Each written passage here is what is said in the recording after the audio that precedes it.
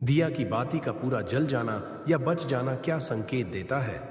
जय माता लक्ष्मी भक्तों, 2 दिन पहले हुई पूज्य गुरुजी की शिव महापुराण की कथा में गुरुजी ने पूजा पाठ से संबंधित बेहद महत्वपूर्ण बात बताई जो उन्होंने आज तक अपनी किसी भी कथा में नहीं बताई।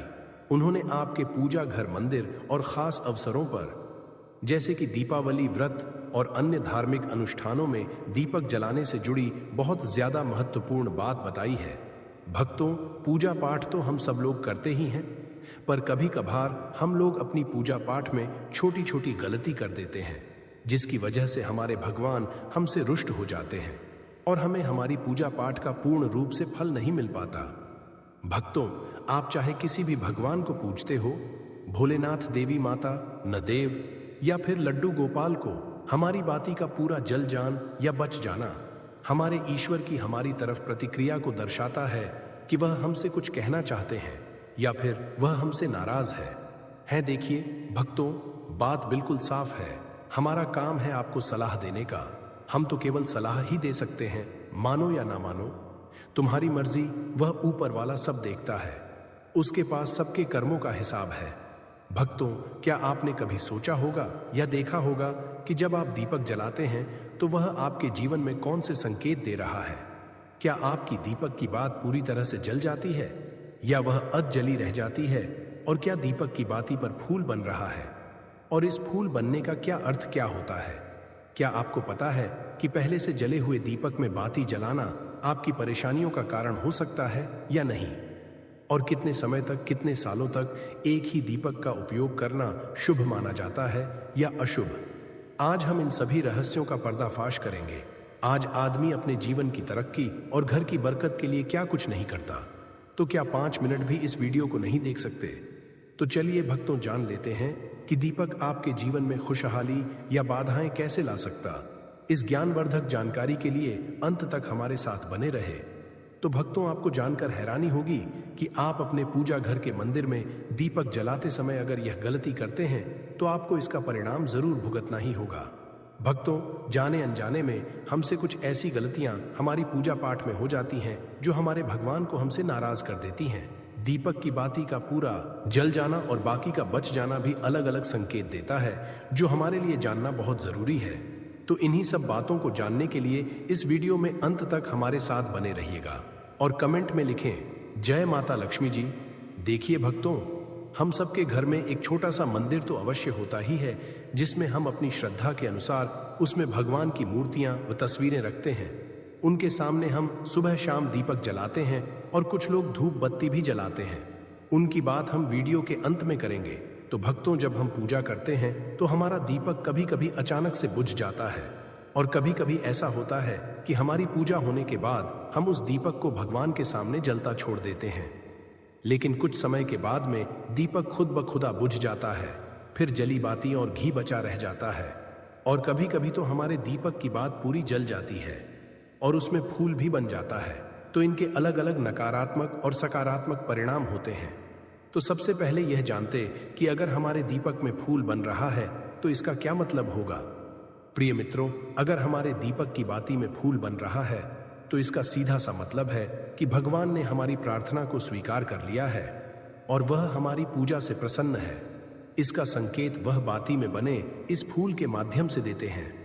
अगर आपके घर में दिव्य शक्तियां मौजूद हैं और आपके साथ साथ वह भी ईश्वर की पूजा में अपना ध्यान रखती हैं, तो आपकी दीपक की बाती में एक से ज्यादा फूल बनते हैं और कभी कभी साथ ही किसी देवी देवता का रूप भी दिखने लगता है। तो अगर आपके दीपक की बाती में फूल बन रहा है तो आप सच में बहुत भाग्यशाली हैं। इसी के साथ दीपक जलाने के भी कुछ खास नियम आपको जरूर जानने चाहिए।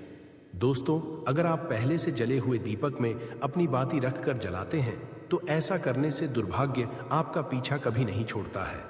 अगर दीपक में पहले से जली हुई बाती की राख या फिर रोई और कालिक है और आपने अपनी बाती इसमें रखकर जला दी, तो ऐसा करने से भगवान आपसे प्रसन्न होने की बजाय नाराज हो जाते हैं और आपको इसके बहुत ही भयानक परिणाम देखने को मिलते हैं। आपके बनते हुए काम बिगड़ने लगते हैं, आपकी तिजोरी का धन खर्च होने लगता है और आपके धन आने के सारे रास्ते भी बंद हो जाते हैं। जिस भी कार्य क्षेत्र में कदम रखते हैं वहां विफल हो जाते हैं। जितना आप संघर्ष करते हैं उतने अच्छे आपको परिणाम नहीं मिलते हैं। तो हमेशा यह ध्यान रखें कि जब भी आप दीपक जलाएं, आप हमेशा साफ सुथरे दीपक का ही इस्तेमाल करें। दोस्तों, इसी के साथ कुछ लोगों की आदत होती है कि वह हर थोड़े दिन बाद अपने दीपक को बदल देते हैं। इस पर गुरुजी का कहना है कि आप जिस दीपक से पूजा करते हैं उसे कभी मत बदलिए। आप उस दीपक को सिद्ध हो जाने दीजिए।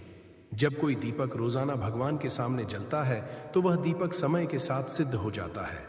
भगवान की सकारात्मक ऊर्जा उस दीपक में आ जाती है और जब भी आप वह दीपक जलाते हैं तो आपका तन और मन दोनों पवित्र हो जाते हैं।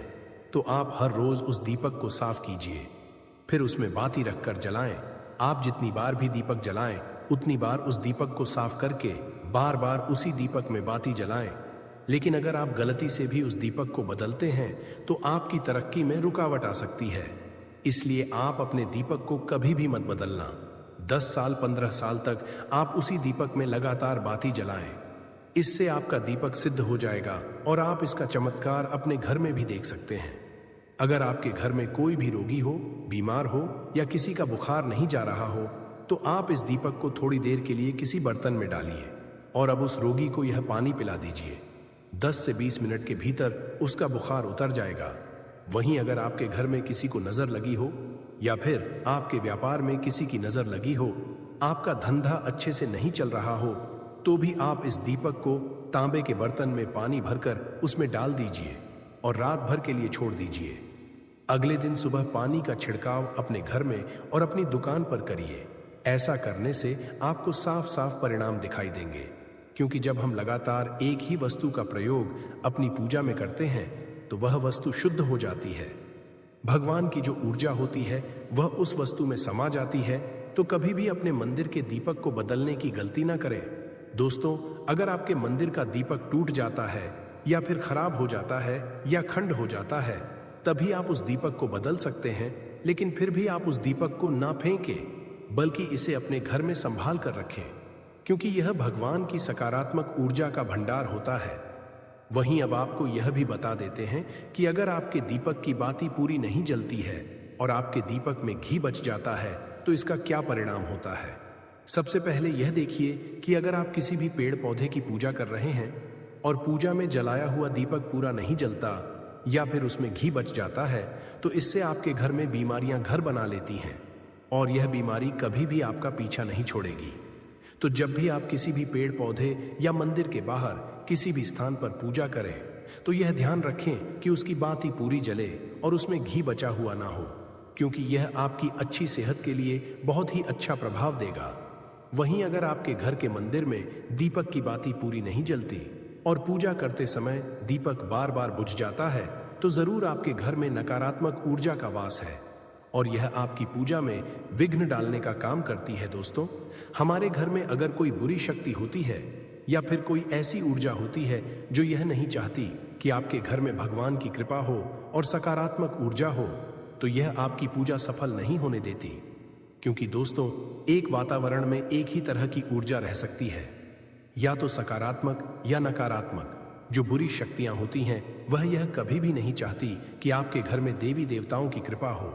अगर आपके घर में भगवान ने अपनी कृपा की तो उन बुरी शक्तियों और ऊर्जा का प्रभाव खत्म हो जाएगा। इसीलिए यह शक्तियां चाहती हैं कि आपकी पूजा में रुकावटें आएं। इन्हीं के प्रभाव से हमारा दीपक बार बार बुझ जाता है या फिर दीपक की बातें पूरी नहीं जलती। इन सब से बचने के लिए आपको सच्चे मन से भगवान का स्मरण करना चाहिए।